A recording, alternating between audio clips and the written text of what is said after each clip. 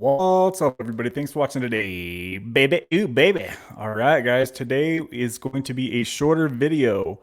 So before I begin, I need to make sure that you know, guys, I'm going to give you the disclaimer here on the bottom that says, I am not a doctor and nothing on this channel is medical advice. So if you are struggling with addiction, my friend, please seek out your own medical professional. This channel is for entertainment purposes only.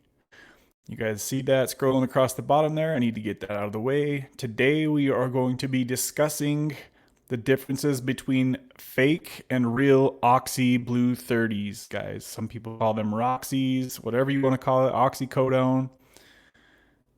And we're going to show you some images and ways that you can help figure out if you're taking fake oxys, which contain fentanyl. Right? And I think that unfortunately, there's going to be a lot of people who maybe discover sooner or later that they're in fact taking these quote unquote dirty 30s, right? So we're going to go ahead and jump into that. But before we do, I need to make sure and shout out the sponsors of the week. And scrolling across the bottom, you see them. KG Smith and Kimmy B are the sponsor of the week. Shout out to those ladies for always coming through with the sponsor bombs on the channel, always showing some love and some huge support to this channel.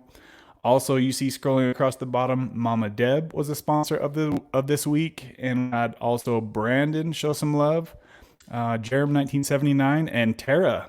So shout out to those people who were able to do so. And as you see there, it says your donations are make it possible for this channel to grow.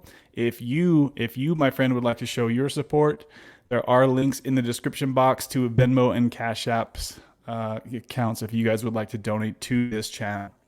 So as always, I appreciate everybody who has done so in the past. Let's go ahead and jump into this. So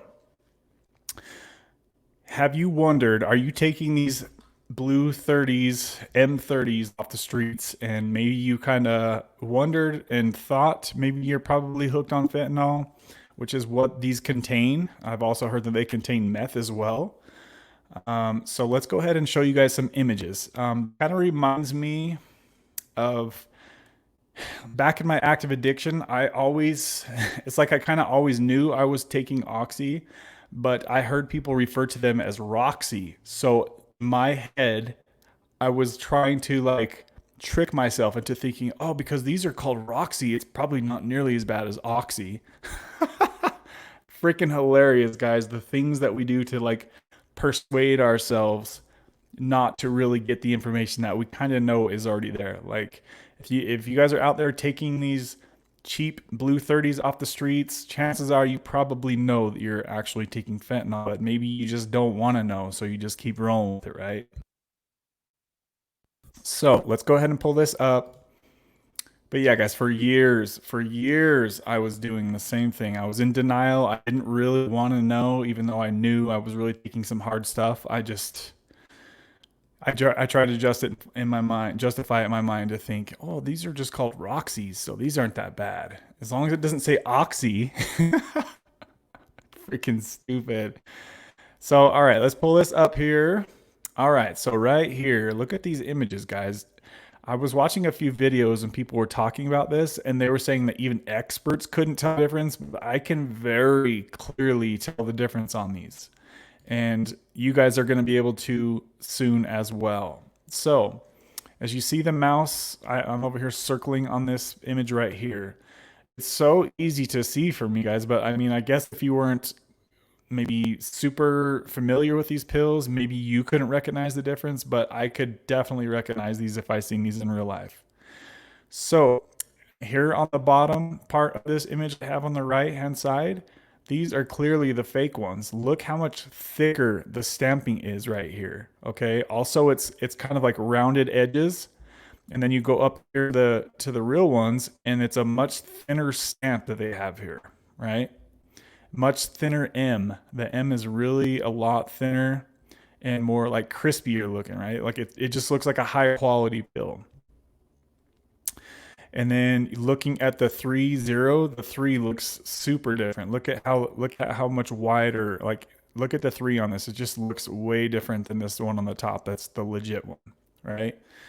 And then also the same thing with the stamping across the middle, the line across the middle. It's much more it's just much crispier looking. It just looks like a better pill. This one on the bottom is much thicker, and it just looks like a crappily made pill. And that's also something I've heard people talk about, is that the fake ones, they're like always crumbling apart. They don't like stick together very easily. They're always like, there's parts chipped off of them often. So let's look at some other ones. Let's scroll over here to the let's see. So I like the ones that show them side by side. So where I'm scrolling here now, let me just see if I can pull it. So I clicked on that. It's the same thing here, guys. Much thinner. You guys, if you have these and you're taking these, you can easily take your pill out of the pocket and look at it. And what does it look like? The top one, if it looks like the top one, then you actually are not taking fentanyl.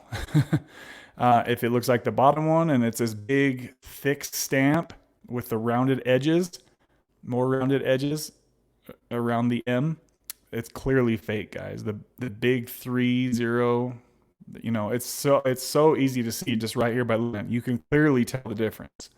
If you're the kind of person that doesn't ever like look at things and you're just like, oh, there's an M and there's a 30, then I'm good. Then it's not that simple anymore these days, guys. There are more fake pills out there than real pills.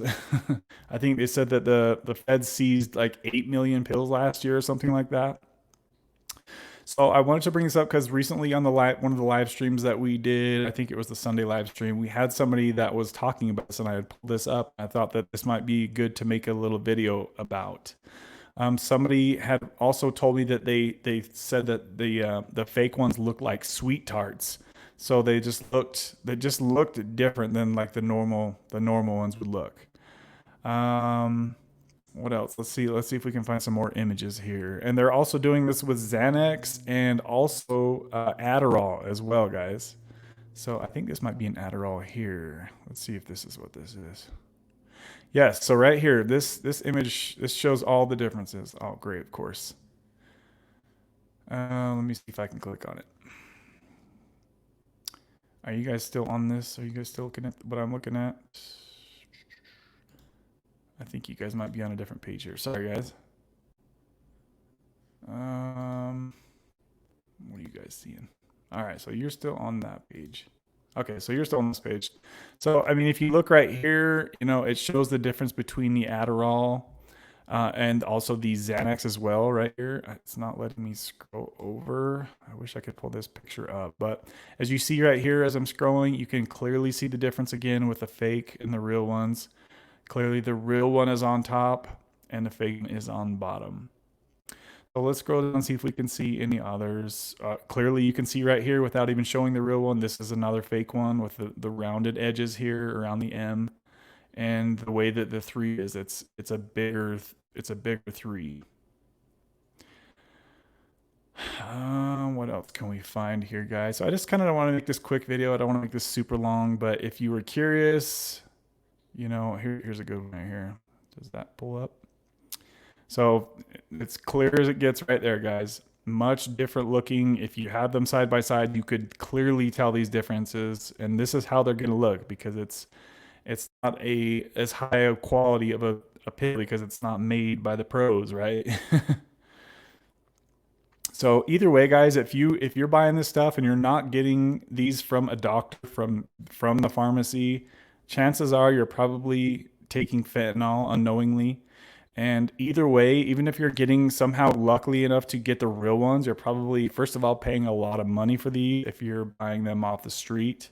So I would imagine that those are going for at least $1 per milligram. So that would be $30 per pill. And a lot of people's tolerance can get very high. So either way, if you're getting the real ones or you're getting the fake ones, guys, please just reach out and get some help. There are so many different people who offer help and assistance with counseling, and that was the biggest thing I probably could have done for my recovery, is to reach out, get a hold of somebody who offered the MAT treatment with counseling.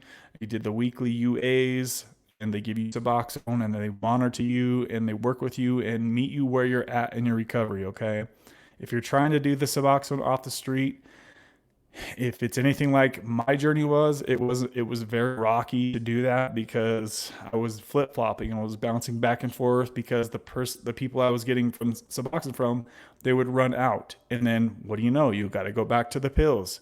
So I kept going back and forth, and I'm hearing from some people these days that the fentanyl is staying on their receptors so long that they can't even get on Suboxone for weeks. So they're being sick as they're trying to take their Suboxone because some of this fentanyl is just staying on the receptors for a long time. So they're going into precipitated withdrawal, and you all know that that is no fun, and that's very scary to deal with that. So don't mess around, guys. Get this stuff figured out before you end up taking a dirt nap. There's been, what is it, 100,000 plus people per year that are dying from overdoses.